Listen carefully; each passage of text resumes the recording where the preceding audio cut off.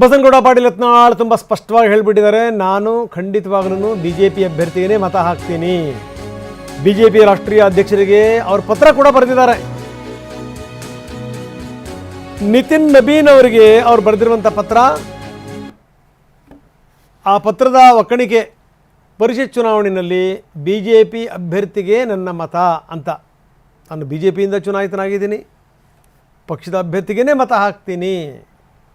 ಜೊತೆಗೆ ಯತ್ನಾಳ್ ಹೇಳಿದ್ದಾರೆ, ಈ ನಂದೇನಿದ್ರು ಹೋರಾಟ ಅನ್ನುವಂಥದ್ದು ಇದೆಯಲ್ಲ, ಅದು ಪಕ್ಷದ ವಿರುದ್ಧ ಅಲ್ಲ, ಅದು ಕುಟುಂಬ ರಾಜಕೀಯದ ವಿರುದ್ಧ ಅಂತ ಕೂಡ ಯತ್ನಾಳ್ ಉಲ್ಲೇಖ ಮಾಡಿದ್ದಾರೆ. ಅಂದರೆ ತುಂಬ ಸ್ಪಷ್ಟ.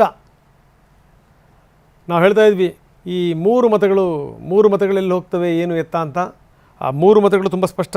ಈ ಹೆಬ್ಬಾರ್ ಮತ್ತು ಸೋಮಶೇಖರ್, ಸೊ ಅವರು ಕಾಂಗ್ರೆಸ್ ಕಡೆಗೆ ವಾಲುವಂಥದ್ದಿದೆ. ಯಾಕಂದರೆ DK ಅವ್ರ ಜೊತೆಗೂ ಕೂಡ ಅವ್ರ ಸಂಬಂಧ ತುಂಬ ಚೆನ್ನಾಗಿದೆ. ಇನ್ನು ಯತ್ನಾಳ್ ತುಂಬ ಸ್ಪಷ್ಟವಾಗಿ ಹೇಳಿದ್ದಾರೆ, ನೋಡಿ ಅವ್ರು ಬರೆದಿರುವಂಥ ಪತ್ರ ನಾವು ತೋರಿಸ್ತಾ ಇದ್ದೀವಿ. ನಾನು BJPಯಿಂದನೇ ಆಯ್ಕೆಯಾಗಿದ್ದೀನಿ, BJP ಅಭ್ಯರ್ಥಿಗೇನೇ ಮತ ಹಾಕ್ತೀನಿ ಅಂತ ಬಸನಗೌಡ ಪಾಟೀಲ್ ಯತ್ನಾಳ್